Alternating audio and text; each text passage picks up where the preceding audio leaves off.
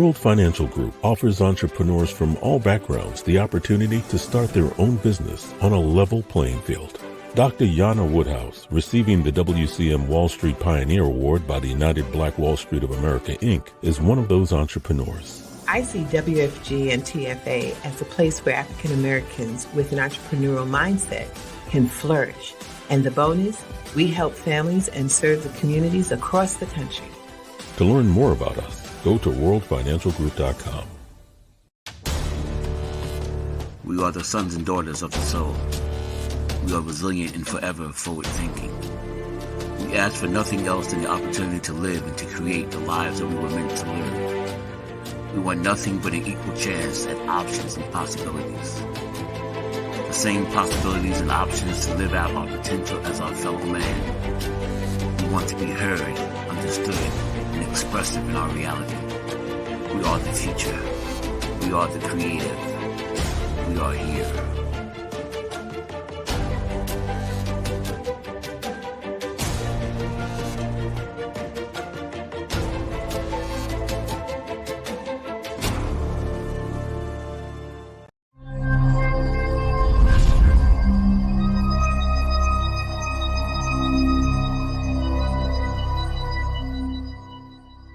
This is Kia Rogers, and you're listening to Urbanology with my dad, Tony Rogers, on WHCR 90.3 FM, New York.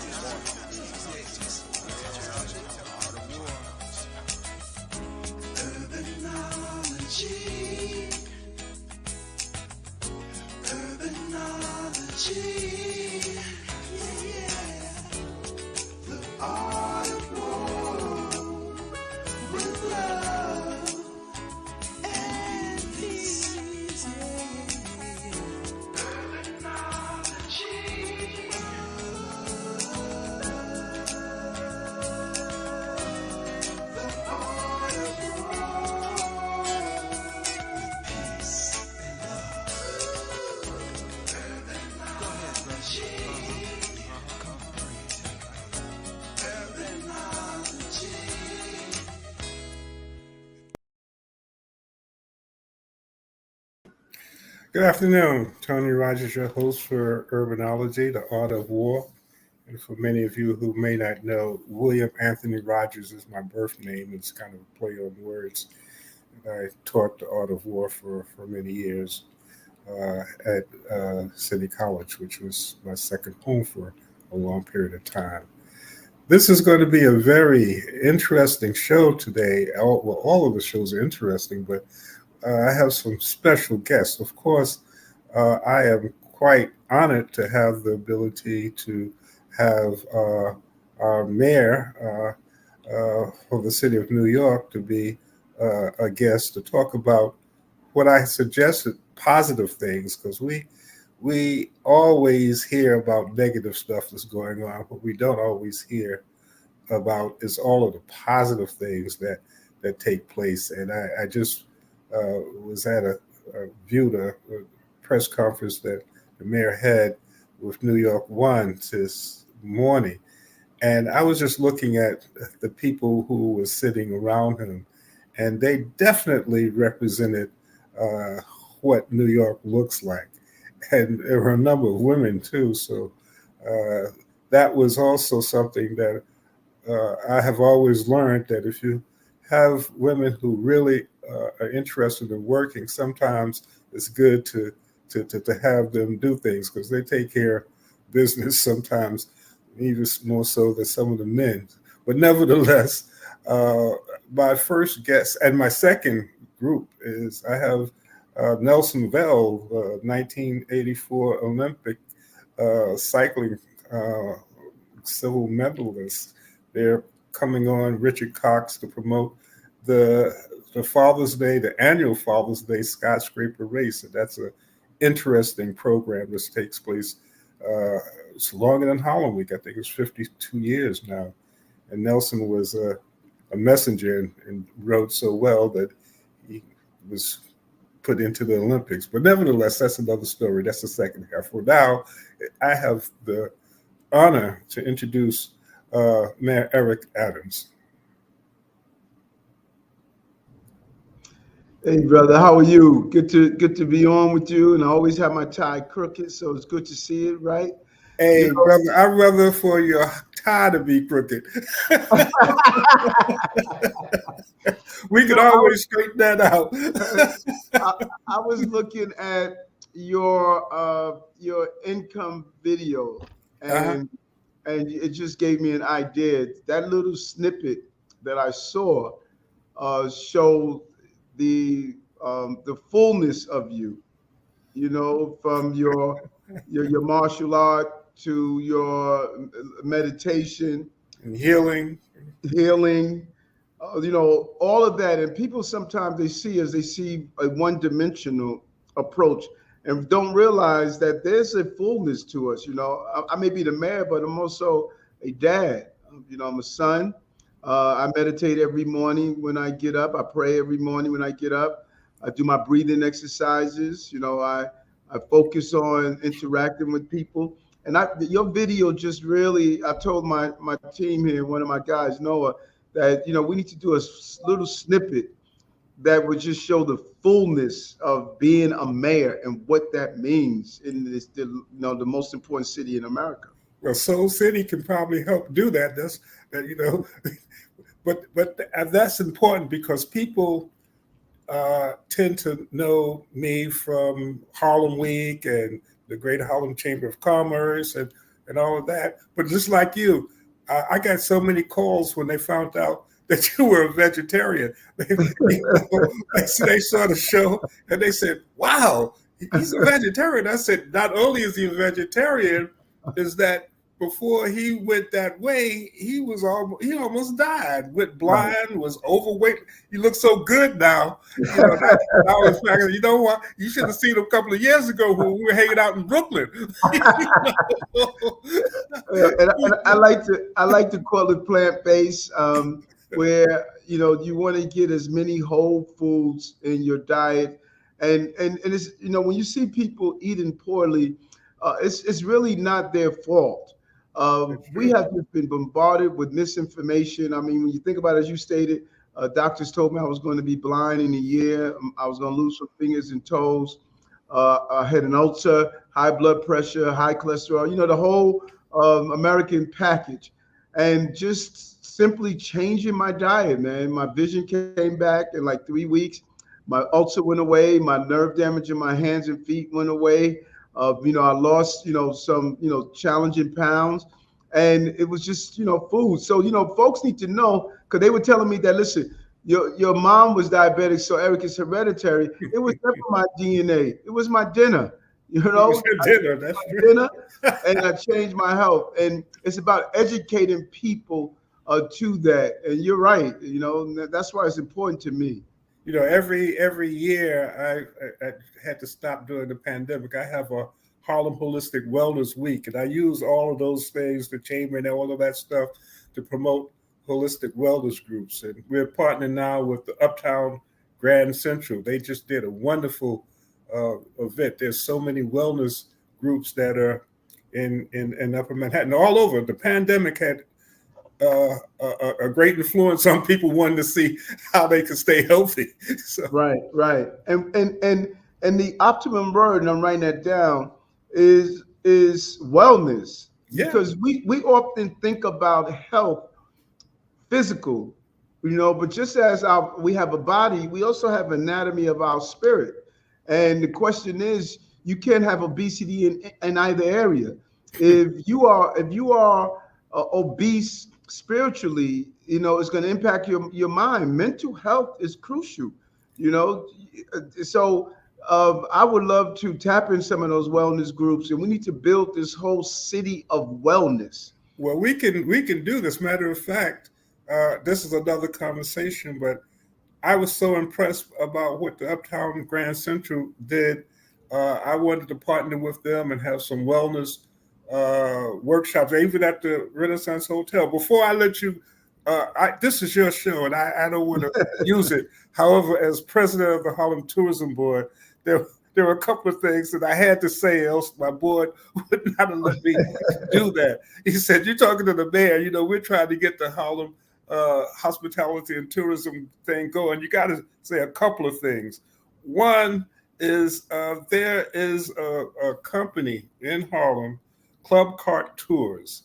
They are the first company that has put together an electric club cart tour operation, and they are going to be working out of the new Marriott Hotel to take people downtown and uptown in a different way with club cart tours. And we're talking to DOT now to talk about how we can get tours going through the park, which would increase some of the opportunities, jobs, and the like. And the last commercial is I sent Nora a deck. One of the young ladies who are executive for Soul City lives in Far Rockaway, and she's putting together a program pilot.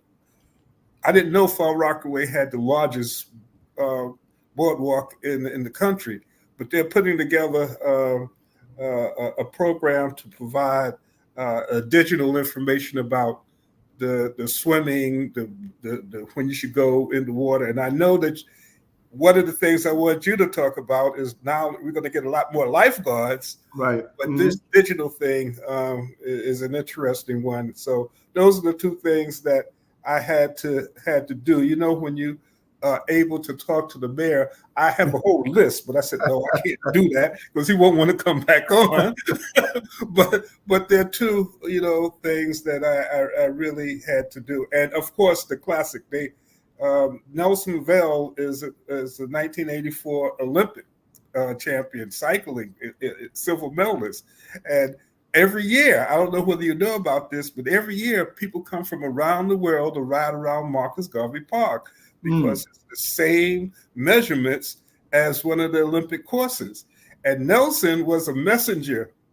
And he used to ride this thing. David Walker, a police officer, community got started this about 52 years ago. And he was riding and beating all of the champions, all of the international race. They said, "Who's this guy?" And he says, "Well, I ride across 42nd Street every day." So this is simple to me. Right. But he's going to be around. But it's on Father's Day every year. Think about it sometimes. Ride with a champion, ride with an Olympic person. So perhaps those are other things that you might want to think about. But let's talk about some of the things. But I want to know, this is on Father's Day? Father's Day around Marcus Garvey Park every year. Matter of fact, I have coming on, and I'm going to send the tape of the second part of the show, and you can hear a lot about it. But it's a wonderful program. Do things for kids, create exercise. We have sometimes I ride. So we try to get different older people, but we have Black Girls Ride. That's a national program. They're here. Rashid Bata, that's one of the largest Black cycling groups. He'll be on actually right after we finish with you, as well as Lisa Gillespie, who's the Black Girls Rider. And Major Taylor. I don't know whether you know about cycling, but if you know about Major Taylor, I'm going to write about him. He was one of the best one of the best riders in the 1800s. He went around, he was the Michael Jordan, before all of this. Cycling was the major entity in the world. And one of the best riders in cycling at that time was Major Taylor. Okay. Anyway, I'm gonna look him up. You should look him up. But let's talk about Mr. Mayor. There's so many things that you're doing, but I just have to commend you again. I was looking at the press conference today, and I was just looking at the people who were answering the questions. Not only did they look like the people who basically represent New York, but they lived. There was one lady who was talking about the housing. She says, "I grew up, in the housing," and I have to commend you.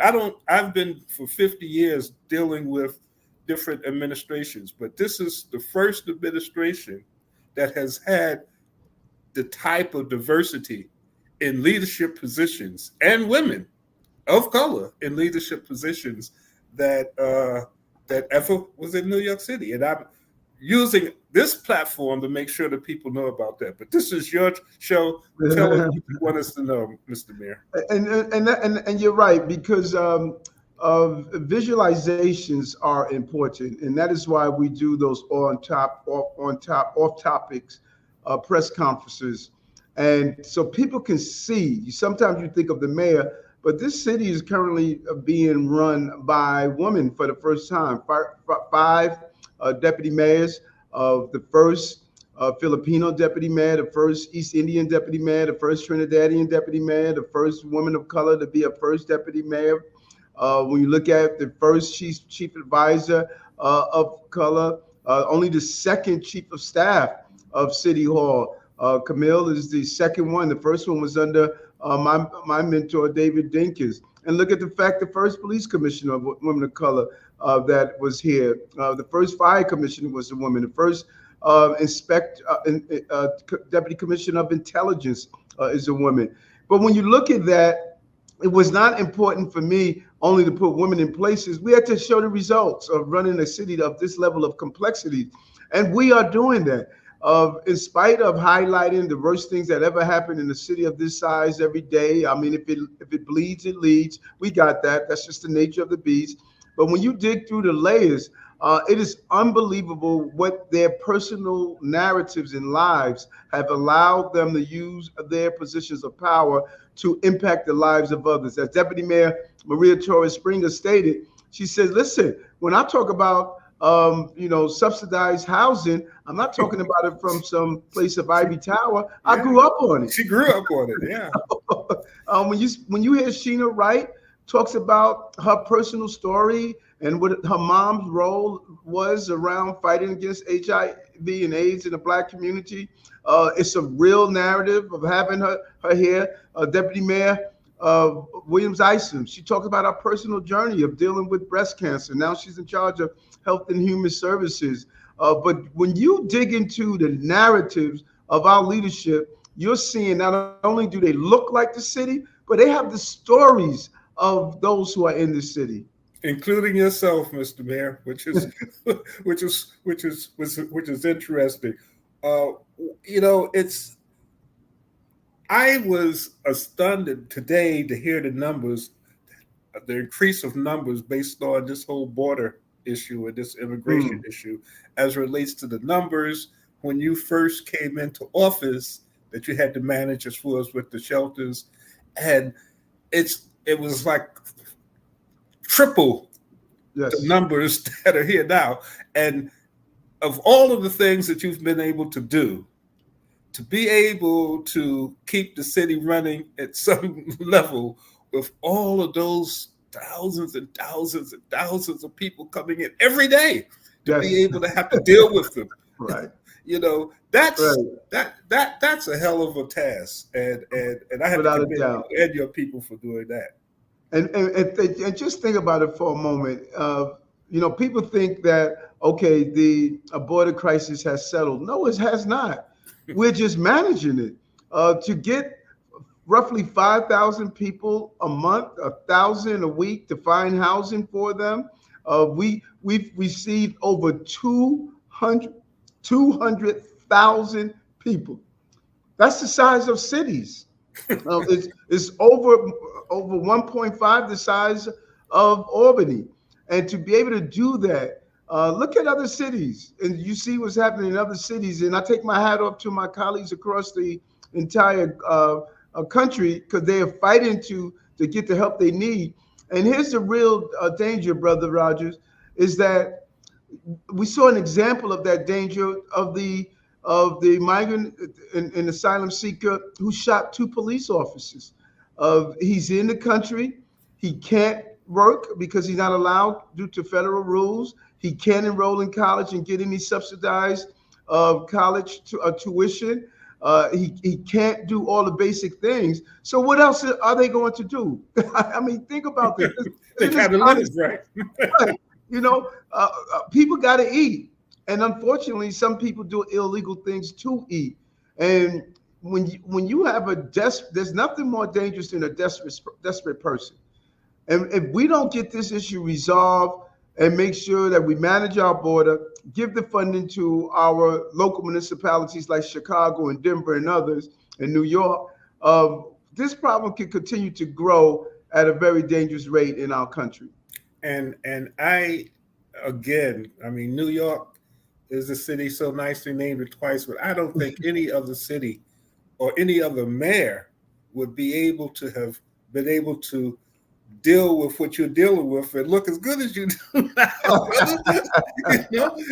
You still got that swagger, and smile, I mean, you're not, looking for a bridge to jump off or anything like that. So that attests to some of your perseverance, but you're right. That has to be done. One of the other things that you said at the press conference that I thought was interesting was your take on there's so many of the smoke shops that are illegal that we're trying to close down, and your thought that there probably is some sort of organized method in order to allow for that to happen, and that was the first time I heard that. And whether they're going to print that, but that was the first time that I heard it. Yeah, and what's interesting, that's the uniqueness I bring to the role as mayor. The many lives that I had to live, and one of the most important lives is the role as a member of the police department for 22 years. So you tend to have this sixth sense. Like I said, there were outside agitators at these demonstrations, and before we were able to actualize it, I knew something was not right, and it turned out that I was correct in my analysis. And that's the same thing with the cannabis issue. You can look and see all the products are the same. You know what I'm saying? You won't know the difference, right? Right. It's like it's the McDonald's of illegal cannabis. Everybody's selling a Big Mac. Then you need to say, wait a minute, somebody's dealing with the same flow. And so just recently, 2 weeks ago, we saw at Brooklyn Navy Yard, we were able to find a large cache of these products, over $1 million of different products. So wow. It seems to be that there's a professional operation around this with a distribution mechanism that's supplying these locations.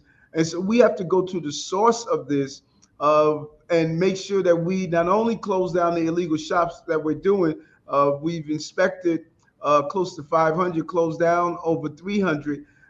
And we know that we have to also stop the supply as well as the demand. Well, it's like picking up water with your hands sometimes, but right. But it's a tough job. As I had mentioned to a number of people, the president of the United States probably does not have as many headaches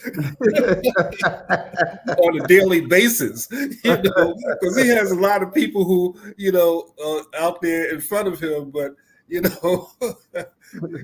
get hit and you got to deal with a lot of that stuff and everything. And it's that whole joke about shine, you're doing fine, but you miss one stroke. And it's mine, and that's the way they deal with you.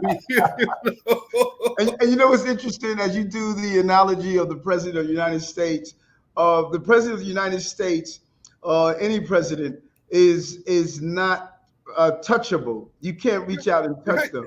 Right. And so, since I don't hide out in City Hall, I'm in the streets. I'm on the subway. I'm in reach. I was walking down 116th Street.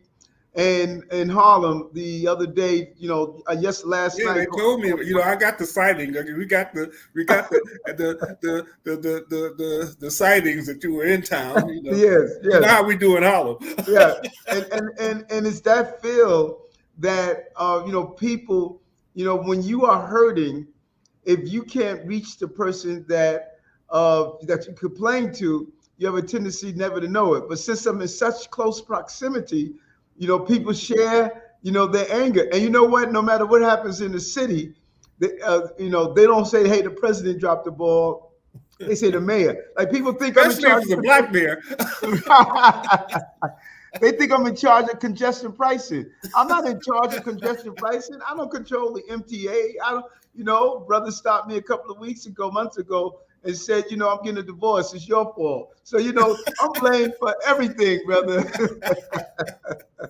But and that's why I'm so happy that you've agreed to give us some opportunities. I know you do some things with WHCR. I know my cousin gives you some the Harlem Community News. So because we have to protect ourselves. I mean, it's up to us to make sure. We can't complain. If you are under fire, we're under fire. That's the way I have to look at it. I mean, that's the way any other nationality, any group would look at it. You know how that goes. Right. I mean, you say something about the wrong people, you lose your job. And you know what? Let me tell you something. Nothing is worse than people running the same playbook on you and you fall for the same play. This is David Dinkins' playbook. He dressed too fancy. He's out too much at night. He's not smart enough to run the city. And David, Mayor Dinkins turned around the city. It was his safe city, safe streets that started bringing down crime. The economy started reversing. But we bought into the narrative and we started pushing that narrative. And so what I'm saying to folks, and I'm very front and center about it, listen, don't be duped by the same playbook. And even trying to give the rumor or the belief that the speaker and I are at war with each other. We're not at war. We disagree. Families disagree. And we should be mature enough politically to say, when I disagree with you, I disagree on the issue. I don't disagree with you on our ability to land two budgets, our ability to cycle us out of COVID, to deal with 200,000 migrants and asylum seekers. You're seeing the success of the first woman of color as a speaker and the second person of color to be the mayor. And you're seeing us navigating the most difficult city in the country, if not the globe. We should be lifting that up and not allowing people to change the narrative on us. Which is why I love to have you on my show, Mr. Mayor, because somebody have to see it. And believe me, a lot of people will see this. We send this all over the place so that they can see you, just like you indicated that piece on me, because people can see more as to who I am, not the Tony Rogers who's, whoever. That's why I always tell them, Tony is not real. William Anthony Rogers. My mother used to always say, Tony is not on your birth certificate, son. So, I love that. But and that's war. That's where the art of war comes from. Not But nevertheless, Mr. Mayor, we're excited because I know you got other guests. But as you indicated, we're really excited that we've opened up to NYCHA a wait list. Several 100,000 have already applied. It just goes to show you we need housing. And that's why our City of Yes initiative is so important. And we're also doing these job programs of opening it up for New York City jobs. We want to hire people. We've cut Black unemployment rate substantially. One time it was 4 times the rate as whites. We cut it in half. We're below 8% for the first time since 2019. If we give people jobs, we would give them hope and opportunity. Dignity is spelled J-O-B. Well, again, thank you so much for your time. I will send a copy of this to Noah so you can learn about my next guest and the biking. That's a wonderful program that you should be aware of it. At some point, Nelson Vails, who's the Olympian, says, we could ride with the bear. We'll give you a bike and a helmet and go on. And don't forget the Harlem Renaissance Hotel. We have to invite you up there, just to see it and to understand what's happening up in Harlem and the Harlem tourism. Please let me know who is in charge of tourism in your administration. I'll get that from Noah. We just want to connect with them. Okay. Love it. Thank you, brother. Be well. Thank you. Be well and stay the way you are, brother. We're behind you. Keep that smile. Keep that approach, because you do have a lot of people who got your back. Feel it every day. All right, my brother. Be Take well. Care. Thank you. And again, that was our mayor gives me great pleasure to be able to give a different type of a view as it relates to him. As I had mentioned, and this is again uh, the, uh, the reason why I love the Soul Cities and the WCRs, and because we can change our narratives and talk about the things that are important to us. One of the important things that is coming. David Walker was a police officer. He was a community affairs officer, and years ago, I think it was 52, but Richard will correct me. Years ago, he wanted to develop a safety program for young people, and he started doing work with the different clubs and bike clubs, and created the Skyscraper Father's Day event. And now it has grown. Uh, it's one of those programs that happens every year. We have an Olympian who will be coming on, Nelson Vails, who, based on this Harlem program, was able to go all the way to the Olympics and then go around the world as a champion, and won. Rashid Bataille has one of a very large organization in cycling, people of color and his family, as well as Lisa Lashley Nelson, who is there. So I would like to introduce Richard Cox, who is in himself a wonderful brother to work with. He does things with Rucker. He does things with Harlem Tourism Board, his own Unity Tours and Unity organization is really prominent. And he's one of the major figures in putting together the logistics for the Father's Day event. And I'd like to bring him on to introduce some of his guests. So, Richard, can you come on and introduce your guest? Yeah, I would love to introduce, the great partners that we have with the Harlem Skyscraper. And you're right, just to take a quick backtrack on what you were saying, Tony, it was 52 years ago, in 1973, that David Walker, a New York City police detective, community affairs detective, started the Harlem Skyscraper Cycling Classic as a way of bringing young people together for bicycle safety programs, and as a way of bringing the community together as a fellowship. As we know, at that time in '73, it wasn't known as Marcus Garvey Park. It was known as Mount Morris Park. And we all know in the '70s how the city went through its struggles and getting then Mayor John Lindsay to negotiate how to recognize the African experience, or the African American experience, in that neighborhood. So we all know the solution came out to be renaming Mount Morris Park as Marcus Garvey Park. And Richard, just David Walker also was the person who developed the international double Dutch competition that you also work with his daughter. It usually is at the Apollo. So I just wanted to throw that in. I'm going to throw a third thing at you, Tony. We want to jump right into the cycling, but we'll listen to you and the mayor talk about the health initiatives. Just remember, Team Unity does have the Harlem Unity Market that starts this year on June 29th in front of the Harlem State Office building. Takes place every Saturday. So we may have to come back with you at another show to talk about that as well. When you open it, we should do that. That'd be great. Definitely, I would love to, bring on, some great people who continue to make the Harlem Skyscraper sustainable. And I think that's a word that, we don't take lightly, because we need to know about the future and how the current efforts progress, in today's time. So, let's bring them on. Of course, let's bring on Rashid Bataille from the Bataille Foundation out in Los Angeles. Greetings. And then, of course, bringing on Lisa Gillespie from Black Girls Do Bike, who she is definitely someone who I have to take my hat off to, who has taken a big weight off my shoulders. But the other person I want to bring in, and we always talk about this story when we talked about last time about the whole Mickey Mouse watch story.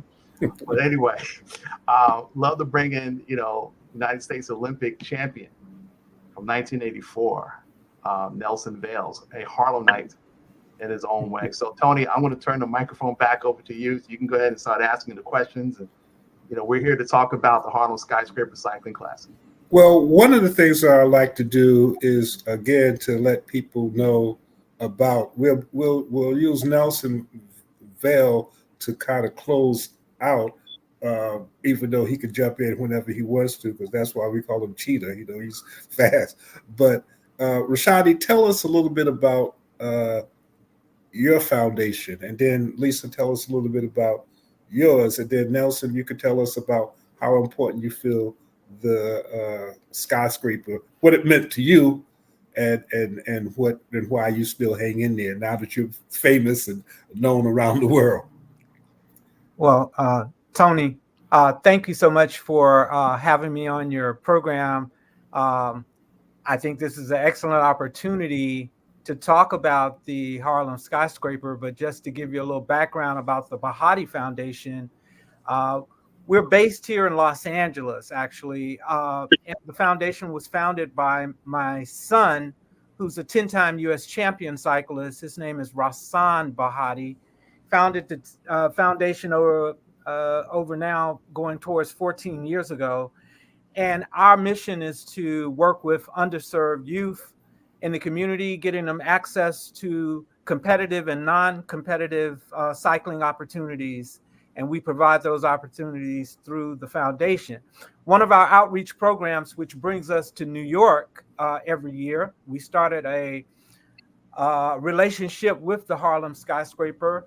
And what brings us to New York is that we do a bike giveaway. So this is our second year that we are looking to give young people in the Harlem area, Bronx, other areas of New York, brand new bicycles.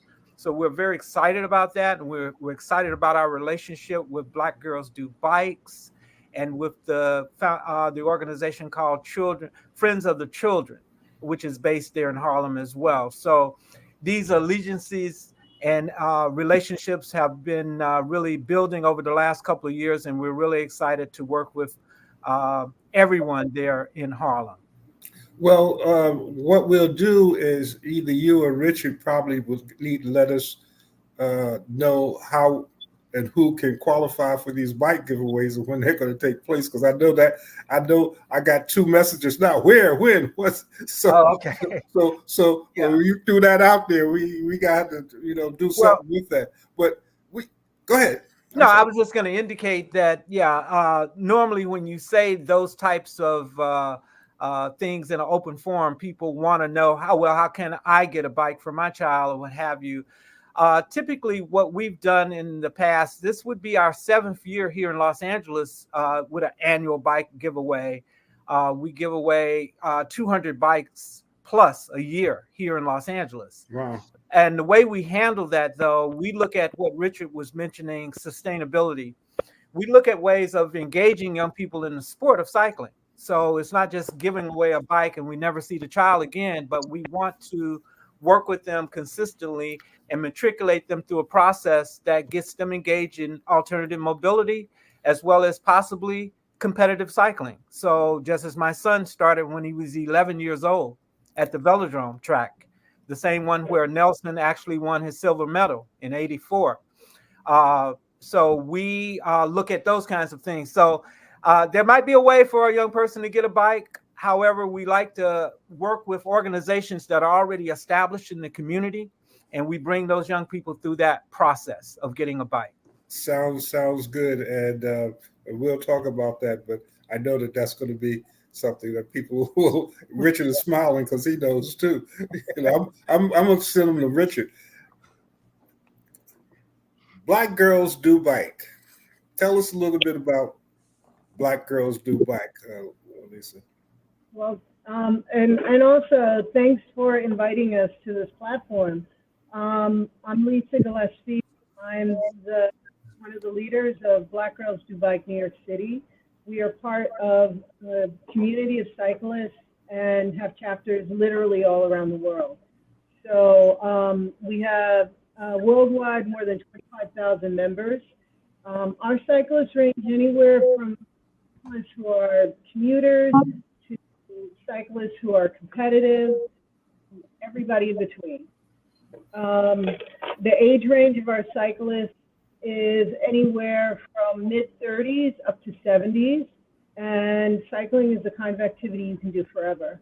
Our New York City chapter is one of the biggest chapters, of course, for New Yorkers. So we have a very large, robust membership. We run rides every weekend. We have beginner ride training. We have 4 leaders who are licensed cycling instructors, including myself. So we teach people who do not know how to ride bikes, how to ride bikes. And then we teach biking skills and group riding skills to anybody who wants to ride with us. Our focus is on BIPOC women, and we are 100% women-led, organized group, and promote the health of the community with a particular focus on Black women. So that's the uniqueness of our group. But we do a lot. We currently, our riders are riding about 50 miles a weekend. We have 50-mile rides every weekend. We have riders that are training to go to Colorado to ride gravel. So we created a all-women's graveling group. It's called Black Girls Gravel. We have women that are going to ride in Jamaica as part of our national meetup for Black Girls Do Bike. We have a group of women who are going to ride in Italy, where we will be riding part of the leg of Tour de France. So, and then in addition to that, we have a ton of recreational rides that are anywhere from like 5 to 15 miles. So we make sure we always have something for everyone and give you an opportunity to explore whatever aspects of cycling you want to explore, because we got you. Well, and is it only for Black girls, or can Black guys be involved in some kind of way? We have a lot of male riders who love riding with us because we have a lot of fun. We're a good group. There's a lot of girls, a lot of women there, so that's another way to get people healthy. You know, you got to, if you could keep up with me, we could talk, I guess. Like, we're not just, a lot of us are not. I mean, I did laps in the park and I'm slow right now. I'm at 15 miles an hour. You talk about major. That's slow, huh? I'm a member of Major Taylor Iron Riders. I cannot ride with them at 15 miles an hour. I have to get my pace up. So, you know, but that's something that I'm working towards, and by the end of the month, we should be able to hang on. And it's the training we do and that we offer that brings everybody on. And for our open rides, everybody's invited. How can people reach you, Lisa? We're on IG, Black Girls Bike New York City. Our Facebook group is our women's only group because we need a space. So okay, I can understand that. But on IG, you'll see our calendar, the rides that are coming up. We're doing a ride to Dam next weekend. This weekend, we're joining Rafa and Acme out in upstate New York to ride gravel. So we're always doing stuff. We just finished a giant ride. We had 800 riders. We're part of a collaborative of 11 BIPOC cycling groups. We had 800 riders take over for 20 miles to 4 boroughs on Sunday. So again, what we should do is put in the chat how people can reach you, your website.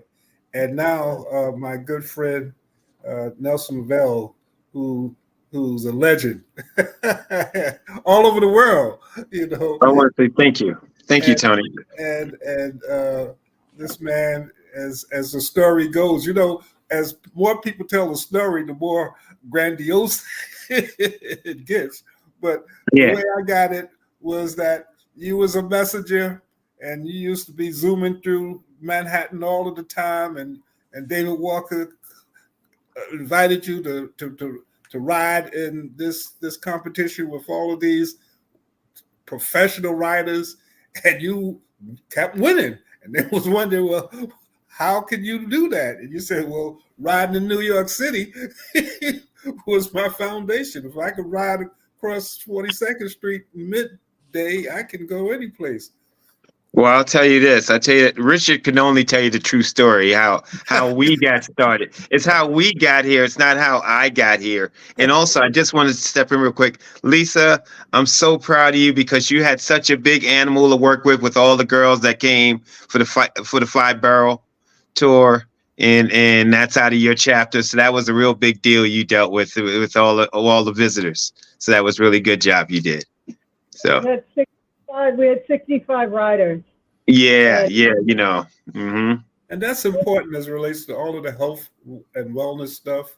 But go back to the story of Nelson as to all right.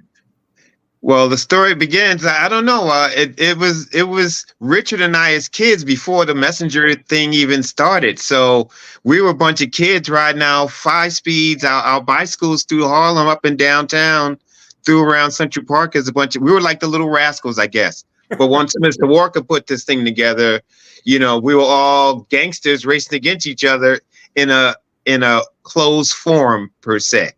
You know, things like that. But yeah, our first little race, our first dab of racing was when Richard beat me as kids, and I cried, and Richard smiled, and he got the big trophy and a watch. That's what he's always rubbing it in. And I didn't get the watch, but it's like, I'm coming back for that thing. About that, you know. That was, man.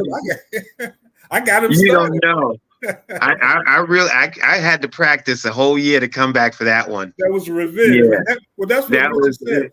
Nelson got good because he wanted to get me back. I wanted that watch. I wanted that Mickey Mouse watch so bad.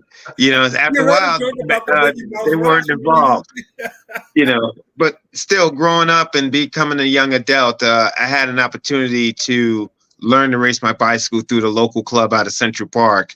And that's when I was really discovered from Lenny Preheim in the Toga Bike Shop, who got me involved in doing the messenger work. So, you know, it was part-time school in the morning, little messengering in the afternoon, and then training with the boys at night in Central Park. So it was a little cycle of that until full-blown summer when I became a full-blown messenger, where I would work during the day and train at night and race on weekends. Wow.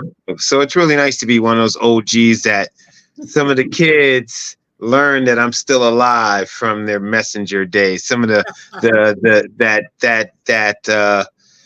group of kids that are doing it now, the Fixies group, right? The single speed. Now I think that the e-bikes have taken over that area. So you don't see too many people on the bikes, nevertheless. Don't crack on those e-bikes now. I got one sitting right here. It's charged up. I just unplugged it. Okay. I'll go burn some battery on you. Make sure you got a good battery, and I just had the. I'll burn some battery on you. I had the Deputy Commissioner Jim Harden on, but about this whole e-bike thing. But yeah, but the Harlem race, you know, we talked about how special this event is. For as many years as it's been going on, I've only missed probably 5 out of the many of 52 years that maybe an event that overlap, but it's really dear to my heart. It's dear to the Vails family heart. A lot of people in Harlem, since I was born and raised right there on 115th and 5th Avenue there in Foster Project. So, and it became an annual, and it still is an annual family event. And thanks to Richard and what he's doing with the inner side of the park, where there's all type of events now that are taking place within the park itself. In this closed circuit area. So it's a real fun day of festival that has really grown into something. And if the mayor can come out and see what's going on, or his representatives, he'll see what a fantastic Father's Day weekend that Richard had put together and his team. One of these days, hopefully one of these years, I would like to try to find a way to have an expo, a cycling expo, maybe at the Marriott Hotel, where we can bring, you know, different people in to talk about cycling, talk about bikes, maybe even bike giveaways for young people, the safety components of it. I know that those things are possible, and I know that they happen, and you guys have all of the resources that, you know, as far as the bikers and people to be able to do that. But that would be a great way. And then it ends with the Father's Day piece, or it starts after the, you know, Father's Day.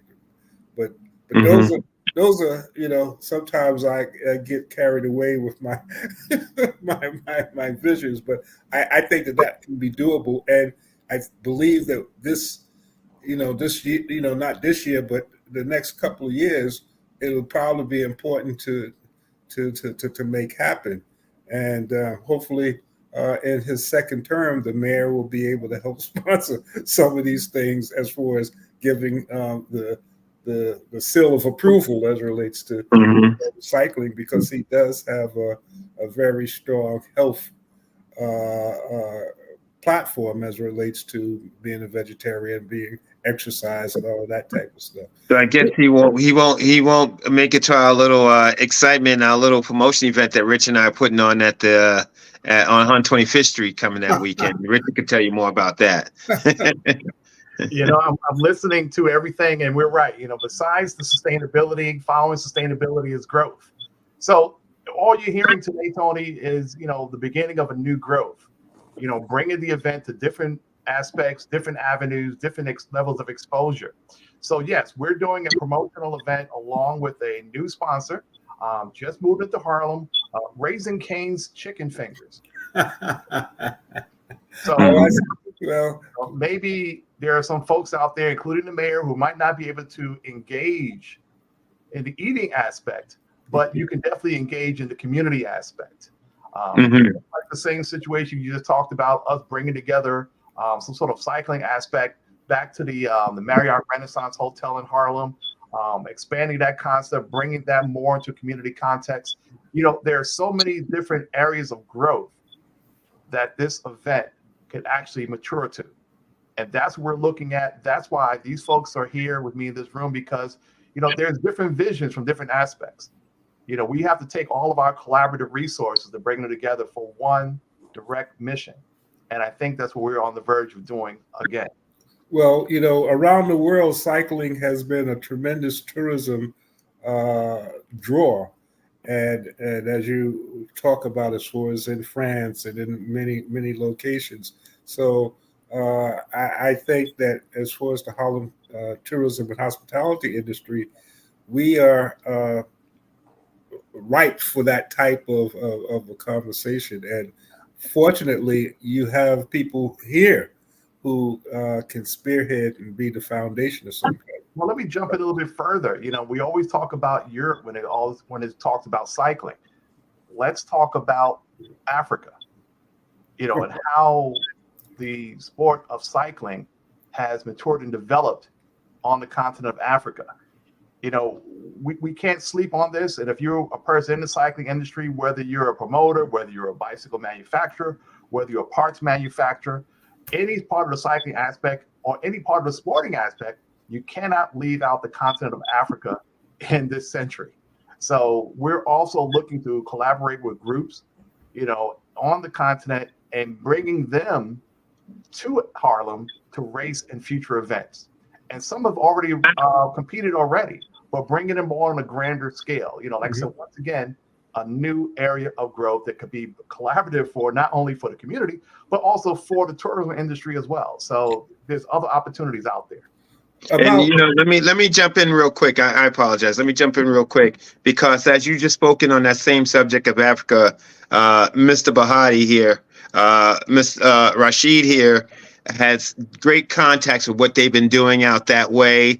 And you talking about bringing some folks over, and a lot of that can come through his program as well. So, that was the segue to bring it right. Segue. Yes. Thank you, Nelson. Yes. In fact, just as an informational item, this year's event, the Secretary General of the Ghana Cycling Federation will be in attendance at this year's event. At Skyscraper? Yes, this year. And so he was invited by the foundation, our foundation. He's going to be here just to check it out, to give that perspective, so he can go back and now champion getting the riders here for next year. So we're excited about that. We have to try to do some sort of a tour with Club Cart to see some of the other things that are going on. And we have a couple of more minutes. I wanted to briefly talk about Major Taylor, Nelson, because I wanted to put together an article about Major Taylor, which a lot of people are not aware of. But he was Michael Jordan, that whoever you talk about as major athlete that's internationally known was this brother, Major Taylor. And I know that you had mentioned, Lisa, about the Iron Riders, I believe. Yeah, so the New York Major Taylor cycling organizations are also worldwide. There's sometimes several in every state. New York, the tri-state area, has 4 clubs. New York, 2 in New Jersey, and then Delaware. And when we all get together, it's a party for who's going to snatch whose life. So, I mean, all the competitive cycling groups, everybody likes to move fast. They ride safe. They ride in Peloton. So they really like to, eat their young. And Taylor's time was in the early 1900s. Is that correct, Richard? What? Yeah, right at the turn of the century. Turn of the century, yeah. Yeah, right at the turn of the century. He won a world's championship 1890 something, the late 98. 1898. And became a world champion, and the rest is history after that. Traveled the world as a ambassador, as a black man at that time on a bicycle. One thing that New Yorkers may not know that would be prevalent, Tony, is that Madison Square Garden at the turn of the century, they raced bikes in Madison Square Garden. That was the number one thing that went on. Actually, it's funny because I mean, I wasn't here at the turn of the century, but I remember seeing some tapage of these bicycle, which was hard too, because that indoor stuff. They did something with. There was a documentary with Major Taylor. They was showing how they were riding in these indoor locations, and it was rough. Yeah, the 6-day races or whatever. Nelson knows about that because Nelson did that type of racing in Europe as well during his reign as a champion. Yeah, and they didn't play. I mean, you were. That was almost as bad as driving across 42nd Street in midday. Right.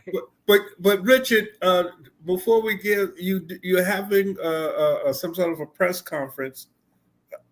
Just give the address and give the information about that before we wrap up. Well, every year prior to the Skyscraper on Sunday or Father's Day, we always have a press conference. Pre-promotional event. Once again, we're happy that this year will be at Raising Cane's Chicken Fingers. And Raising Cane Chicken Fingers is located at 124 West 125th Street. And so we're going to be there from 11 a.m. to 3 p.m. If you're there, come on through, buy some of the great chicken fingers that are there. And if you mention the event, some of the proceeds from your order will go help support some great activities that are associated with the Harlem Skyscraper Cycling Classic. Sounds good. And Nelson, they were working on a documentary that I had the pleasure of seeing some of it. And I know that had been going on for a while, and then the pandemic came, and I didn't hear too much more about it. Is that something that's still in play, or how are we looking at it? It's not sitting dormant. It's still in play, and that's something that Rashid and I we kind of have it on the back burner, but it's still active and it's still alive as an entity. And it's just a matter of the opportunity on when we can actually meet and make the next step without jumping into it too fast, too soon. It needs to be sustainable. So we discussed that. That was a very meaningful piece that I saw about you and coming out of the projects and doing all of that stuff, and then going to the Olympics and almost getting the gold, which was interesting. Well, again, Richard, Rashid, Lisa, Nelson, thank you so much for taking some time. I'm going to send also this to the mayor. He seemed to be interested, so I'm going to send him a copy of this. So I hope that at some point you'll invite him again to come to the classic.